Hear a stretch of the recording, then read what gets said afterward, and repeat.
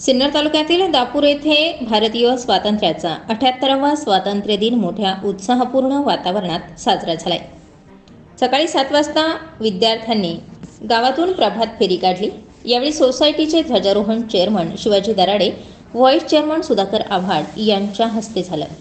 यानंतर ग्रामपंचायतचे ध्वजारोहण आर्मी जवान सूरज बोडके, सरपंच सोमनाथ आव्हाड, उपसरपंच पूनम खुले यांच्या हस्ते पार पडलं। प्राथमिक शाळेचे ध्वजारोहण उद्योजक रघुनाथ आव्हाड, आर्मी जवान सूरज बोडके, शालेय व्यवस्थापक अध्यक्ष पोलीस पाटील ज्ञानेश्वर साबळे, सरपंच सोमनाथ आव्हाड यांनी ध्वजारोहण केलं। न्यू इंग्लिश स्कूल दापूर या विद्यालयाचे ध्वजारोहण चेअरमन श्रीराम शेठ आव्हाड, मुख्याध्यापक कुंजाळ सर यांच्या हस्ते पार पडलं।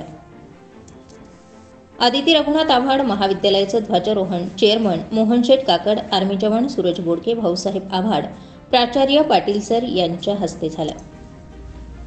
यावेळी गावातील सर्व ग्रामस्थ, माजी विद्यार्थी, पालक, ग्रामस्थ उपस्थित होते।